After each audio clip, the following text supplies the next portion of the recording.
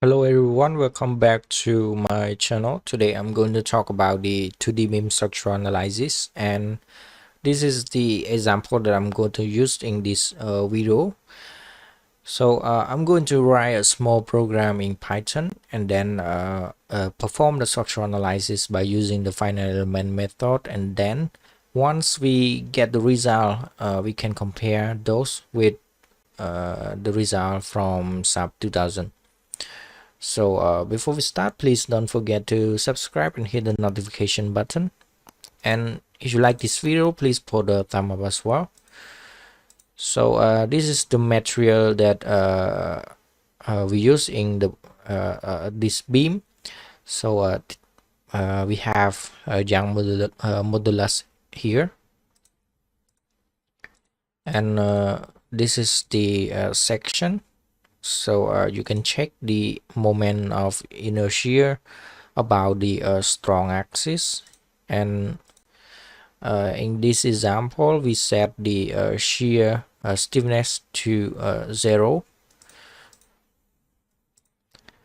And next I would like to recommend this book. You can read this to understand more about the finite element method. So I'm going to use the PyCharm, and first we need to import the NumPy library and the Matplotlib. And this is the modulus of elasticity and moment of inertia, and we have the nodal coordinates. So because we divide this beam into a small element,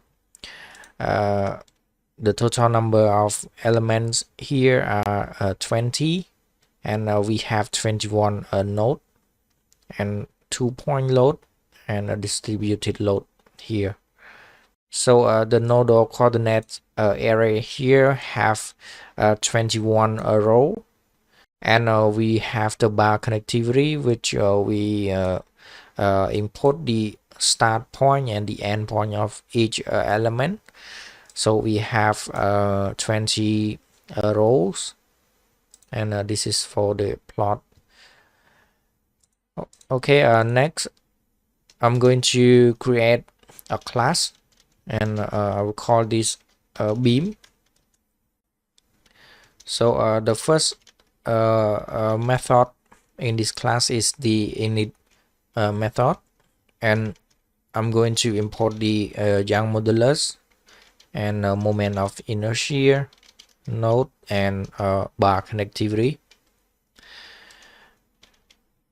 And next we can create the variable, and next we can set the degree of freedom.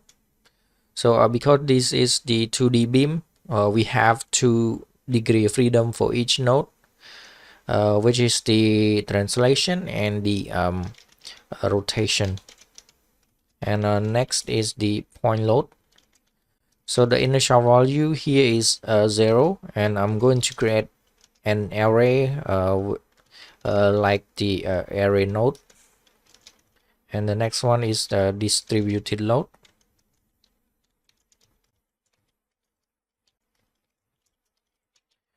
And again, the initial value is 0.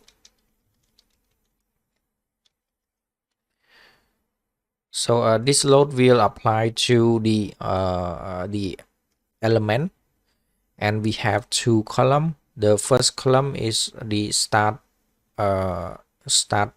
value of the distributed load, and the second column is the end value of the load. I will show you about this later, but for now we continue to create another variable, which is support, and for the initial value is 1, and 1 is free degree of freedom. And if we want to change it to fixed, we can change the value to 0. And I'm going to show you later as well. Next is the section.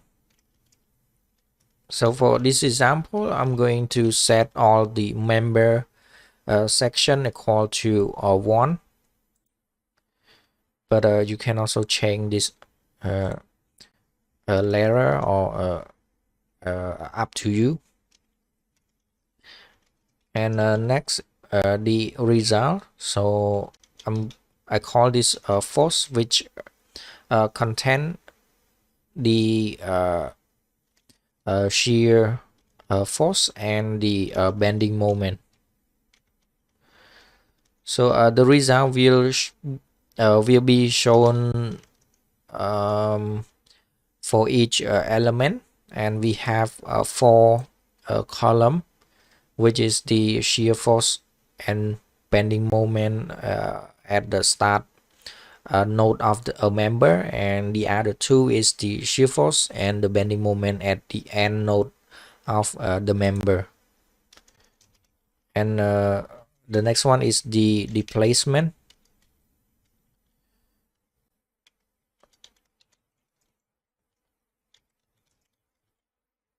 And for the size of this array is the same as the array force.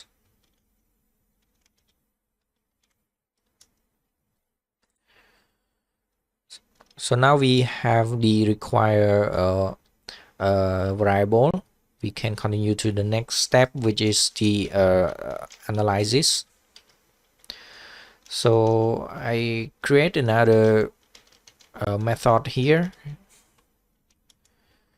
So this method will perform the structural analysis, but first I want to compute for the total number of the node, and the next one is the total number of element, and next is the total number of degree of freedom, and you can do the multiplication of the DOF with the number of total number of the node. So now we can compute for the length of each element. And first I'm going to compute for the differences of the end node and the start node. So we can do the subtraction, and I will call the information from the array node and bar connectivity. So this is the information from the end node of the member, and we can copy this and paste it here and change this to 0. So this is the start node of the member, and now we have the differences d. We can compute for the length of each member by using the square root command, and this will be d power 2, and we need to do the summation horizontally between the number horizontally in the array. I will show you the result of this. So we can do the print, and we need to create an object. So I will call this beam1 and import the Young modulus. So this E, I, and nodes, bars. Next, we can run the analysis function, and I'm going to run this code.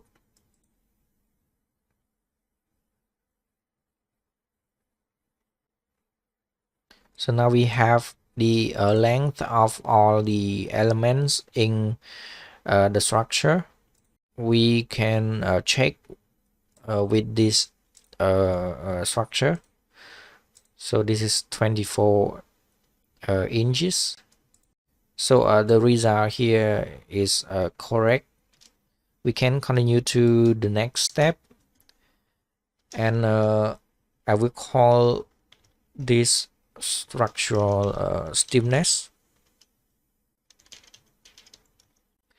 So what we're going to do here is to form the structural stiffness, but we need to compute for the element stiffness first. And you can read the book I recommend earlier, and this is the element stiffness.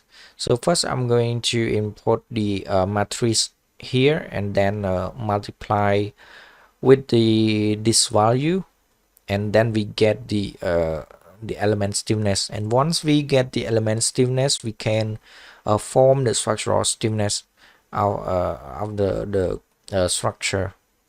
So first I'm going to create a matrix. So the size here will be 2 multiply degree of freedom, and 2 multiply degree of freedom. And the next one is the element stiffness, K. So K here will contain the element stiffness for all the element in the structure. So this will be a 3-dimensional array, and the first value is NE, and then 2 multiply degree of freedom, and 2 multiply degree of freedom. And the next one is the global stiffness, or the structural stiffness, and the size will be total number of degree of freedom and total number of degree of freedom. Now we have the initial matrix. We can continue to a loop. So this loop will run from the first element to the last element. And in order to form the structural stiffness, we need to define the degree of freedom for each node. And to do that, we can do a little trick I'm going to show you. And first I'm going to create an array AUX, and I'm going to use the value degree of freedom, and call the value from bar connectivity array. And next is the index, and the index here is the degree of freedom, and we can use the command or underscore from the numpy library, and we can use the value from the variable AUX.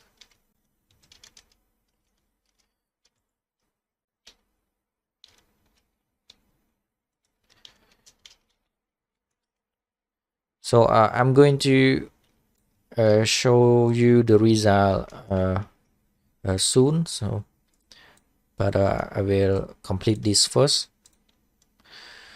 So now we have the array AUX and the degree of freedom for each element. I'm going to show you the result here, and we can run this code again. So there is 20 row, which is for each element. So the first element here is the start from the degree of freedom 0, 1, and then end with the degree of freedom 2 and 3. And the first column here is the translation, and the second and the fourth column are the rotation. So the third column is also the translation. So you can use this trick to generate the degree of freedom for each node. I mean the start node and the end node for each element. Now we have the degree of freedom. We can form the element stiffness. element stiffness matrix.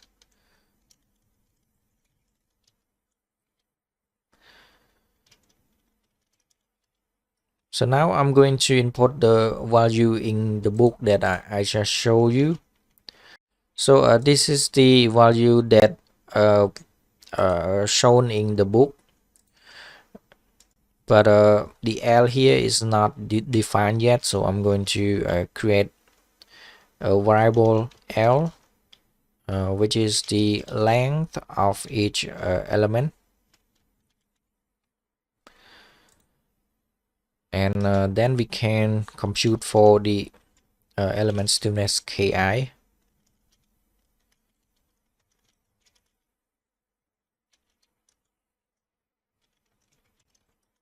and the last term here is L power 3. So now we have the element stiffness matrix. We can do next is to form the global stiffness matrix.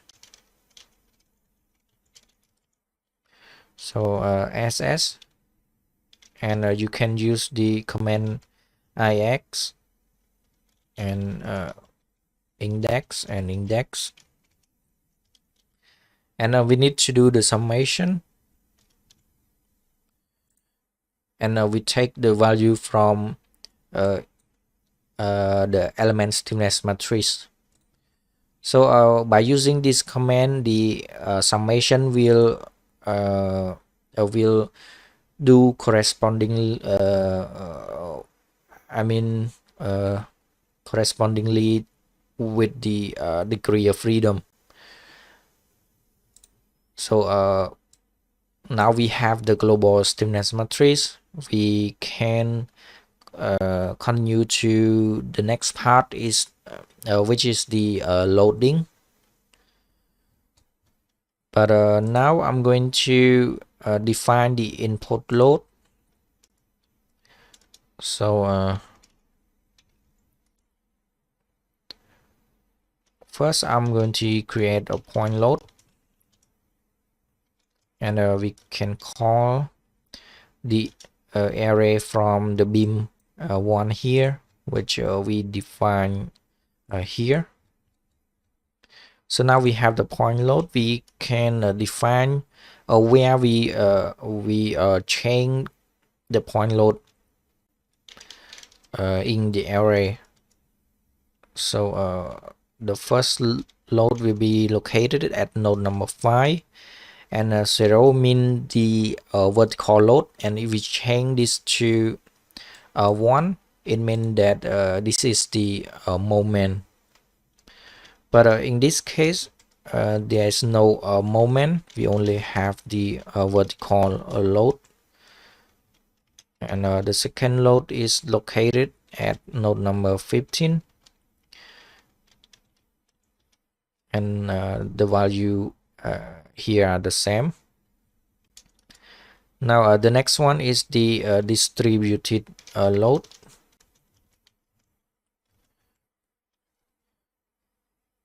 and we can call the array here from beam number 1 again. So for the load here, we can input on the each element, and we need to import the start point and the ending point here, and until this one. Okay, so we have completed import the distributed load, and you can check it here. So we apply to the member number 15, 16, 17, 18, and 19, and this is the start value of the load, and this is the end value of the load.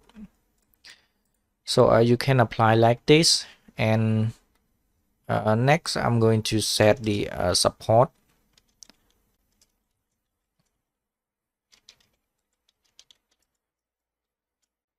So we can use the same method in order to change the support. So the first port is located at node number 0, and I want this to be fixed. so we can change all the degree of freedom to 0. And the next one is the supported node number 10, and this one is the roller. So we have the rotation, but there's no translation. And the last one is located at the last node, which is node number 20 and 0. So now we have the support. Next we can continue to the beam class here. So now I'm going to import the I'm going to modify the distributed load. So we have this load here, but we need to compute for the equivalent load at each node. So I'm going to call this equivalent load for each element. So the row of the size of the row in this array will be a length self bar, and we have to multiply degree of freedom. This is the size of the column. And next we can run a loop.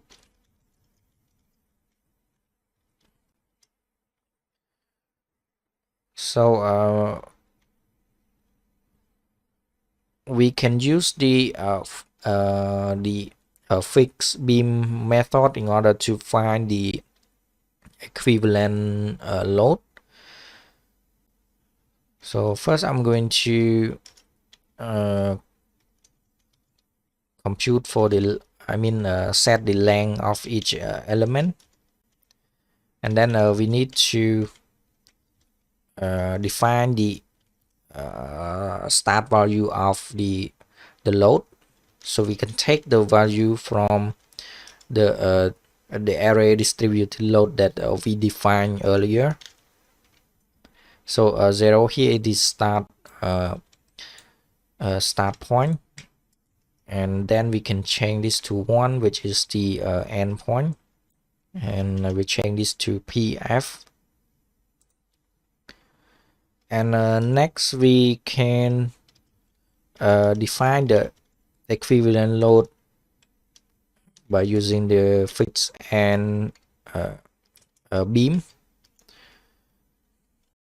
So you can use this formula in order to find the equivalent load. So the first and the third row here is the vertical load, and the second and the fourth row here are the moment. So now we have the equivalent load. We can do the summation of the equivalent load here with the one with the point load that we define, and so that we can find the total load which are applying on the structure. So we can run a loop again.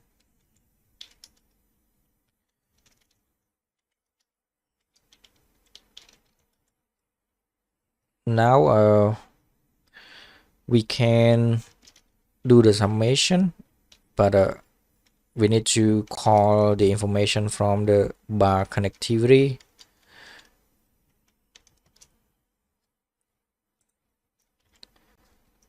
And we need to do the summation here. So the first one will be this one.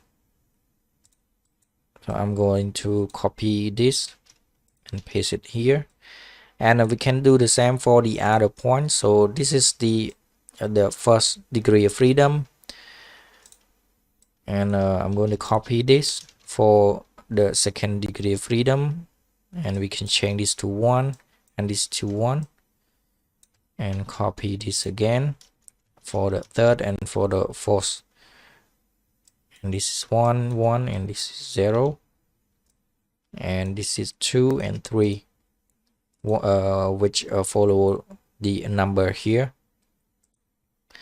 So now we have the total load. We can we can perform the structural analysis by solving the equation, but we need to define the free degree of freedom of the structure first. So we can use the information from the support array and flatten, and we choose only the non-zero item. Sorry, because we set it here, if the value is 0, it is fixed. So we only want the free degree of freedom. And next one is the KFF, which is the structural stiffness at the free degree of freedom. And we can use the command IX again.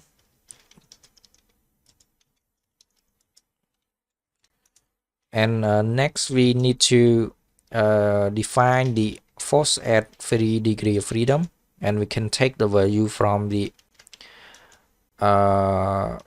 array point load that we define here.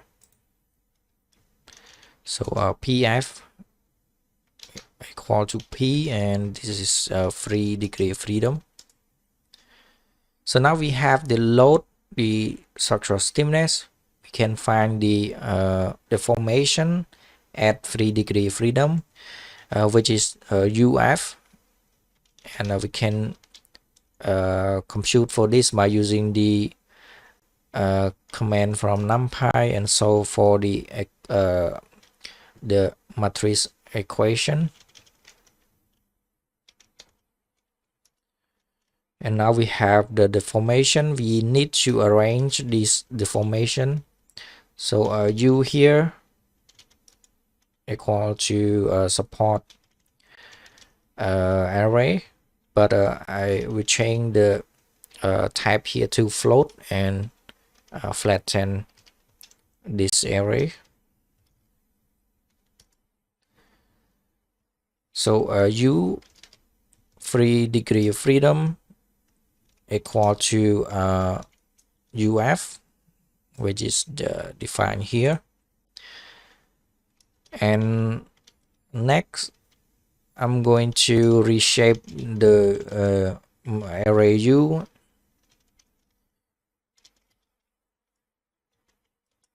So the value here will following the number of the node, and we have 2 degree of freedom. So for each node we have the placement and the rotation. So now we have all the information. We need to find the deformation for each node of each element. So we have 2 nodes for each element, the start node and the end node, and we can use the command concatenate in order to combine the value from the array U.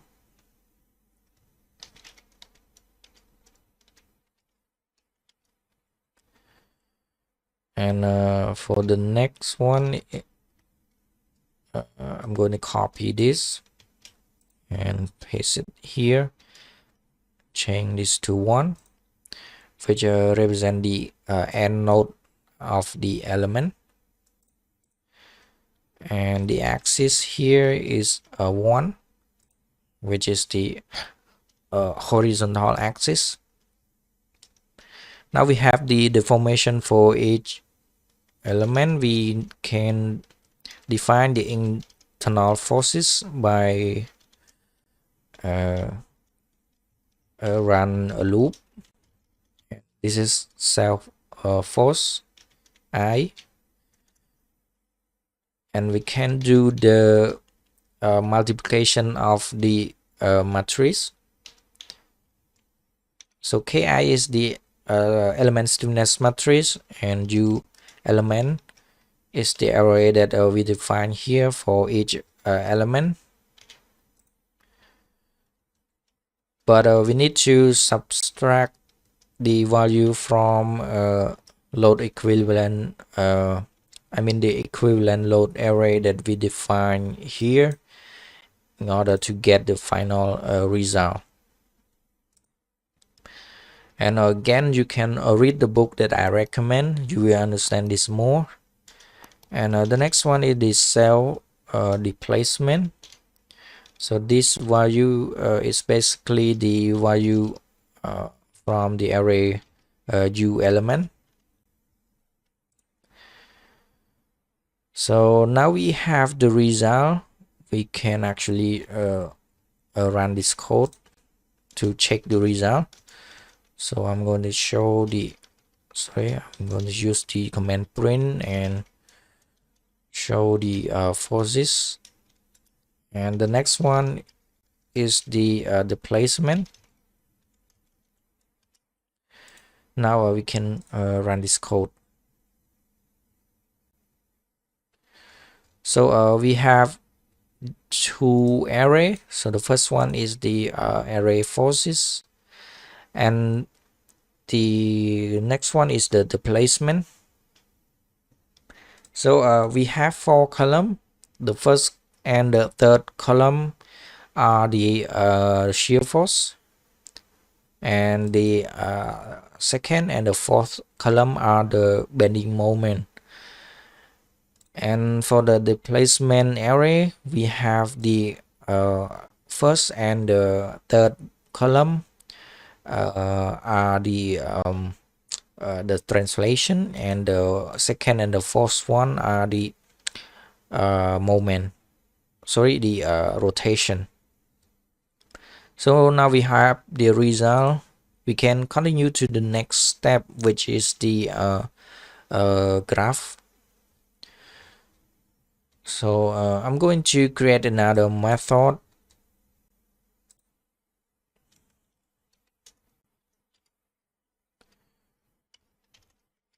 and we call this plot.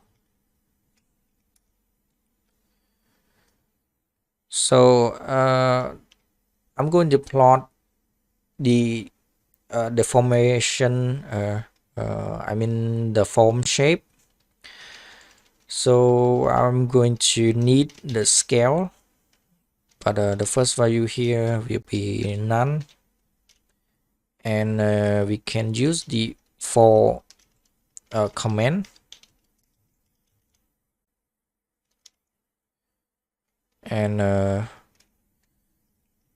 think first I'm going to compute for the number of element here, and next we can find the coordinate. We need to find the coordinate of each node. So we have xi and xf, which is the coordinate x-axis of the start point and the end point of one element. And we can find this value by take the value from the array node and bar connectivity.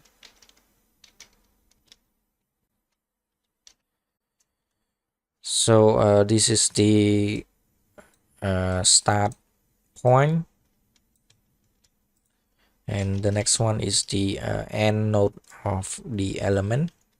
So I need to change this to 1, and the next one is the y-axis. So we can change this to yf, and change this to 1, and this is 1.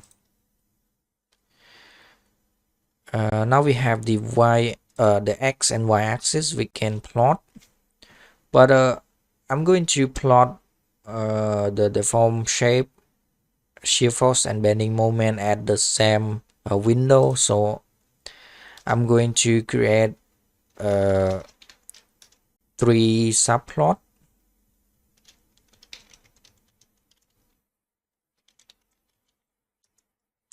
So the value here is 3, and I'm going to plot for the first graph. So we need to input the value here 0, represent the first plot, and this is the x-axis, and the next one is a y-axis, and I'm going to set the color to red. Sorry, this will be blue, and line width 1, and let's try plot here. So beam 1 plot with the scale, let's say, of 500. Actually, we don't need we don't need to import the scale yet, because we don't use it here, but we will use it later for the deform shape. But first I would like to plot the undeformed shape. So this is the graph. So the first one here will be the deformed shape, and next one is bending moment, and the last one here is shear force. So now we have the undeformed shape. We can copy this and plot the undeformed, sorry, the deformed shape, and I'm going to change this to D here, and I will separate this.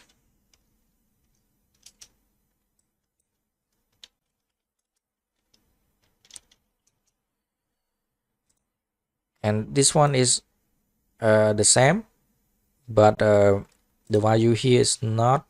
We need to do the summation with the placement, and we need to multiply this by scale, and we can do the same for this one.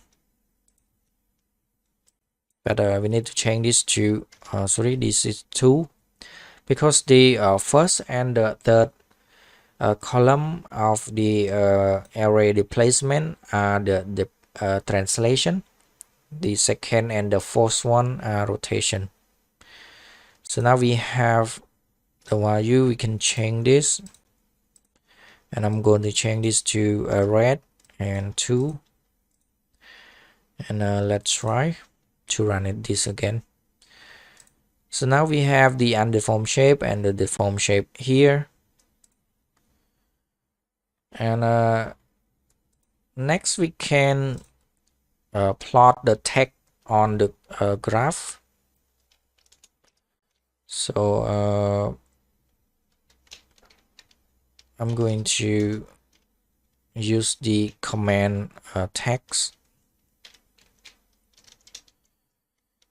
and we need the coordinate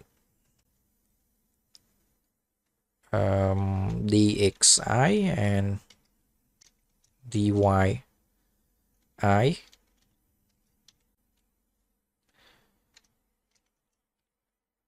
and for the text we need to convert the value to string, and I'm going to round the value.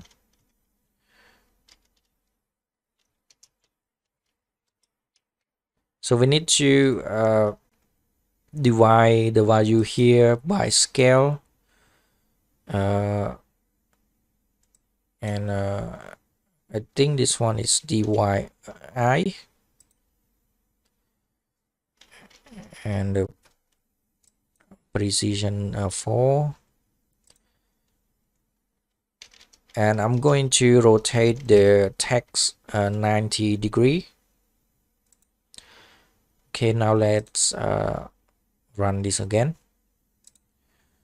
So we have this value, and you can check the value with the result from the SAP 2000. So let's check the first value here. So I'm going to show the deform shape. So we can check the first value here, which is minus 0.0004. So this is minus 0.0004. So the result is acceptable now. And next we continue to the bending moment, and I'm going to copy this and paste it here. So I'm going to add another and tag, and this is deform shape, and this one is bending moment. So for the x-axis, it's stay the same, but I'm going to add this m and this m as well.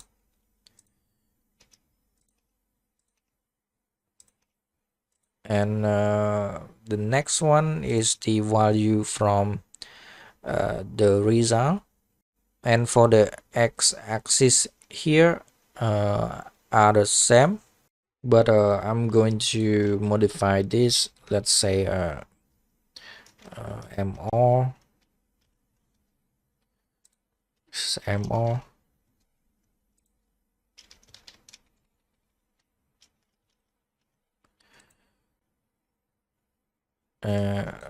this is not correct. So now we have the x-axis. We need to define the value for the y-axis, and we need we can take the value from the result that we define here.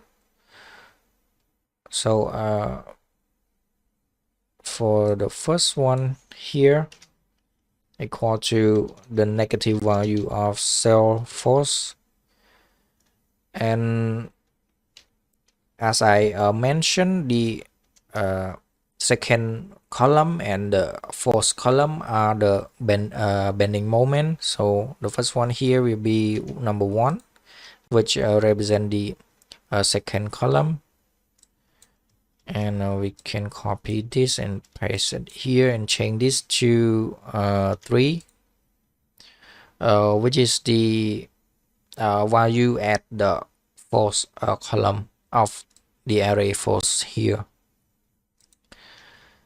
And I'm going to change this to MR, and this one MR as well.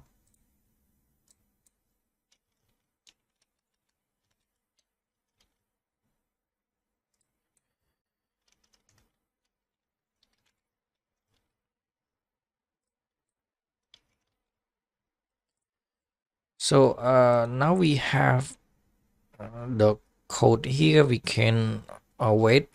We need to change this to 1. This is 1 as well, which is the second plot. So now we have this result, but I don't want the y-axis like this. I want to invert the y-axis, so we can add the command invert here. So invert y-axis,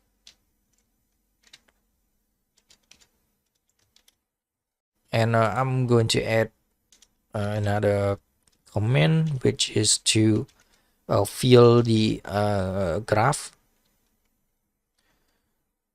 So I'm going to copy this and paste it here.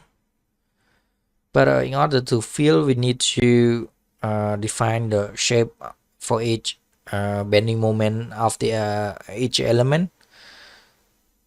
So we need to add another point here. So the first one will start from the same axis here and end with the same axis.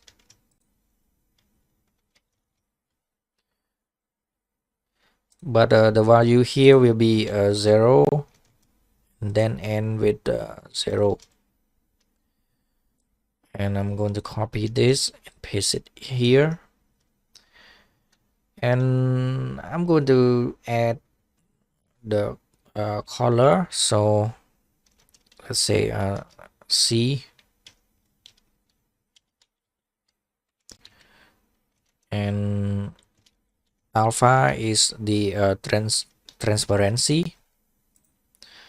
And now let's try to run this code. So we have the graph like this, and I'm going to change the value here to 1 and run this again. And we can check the value here. So let's check the first value and the second value here. So now we show the bending moment about the strong axis. Let's change some scale here. So the value is not correct. Let's check the code. So this is not needed to divide by scale. And we can run this again. So we have the different value here, and we can check the results. So this is the same, and the value here the same as well. So now we complete the bending moment. We can continue to the shear force. And again, I'm going to copy this and paste it here. And I'm going to change this shear force. And I don't need to invert the y-axis.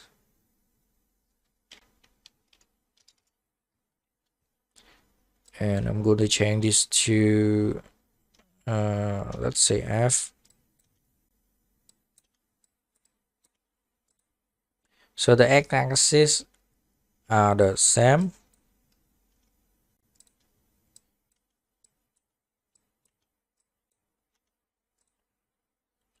And now for the shear force, we can change this. And for the result, we will take the result from the array force again, but this time this is 0 and this is this is 2. And we need to change the variable here.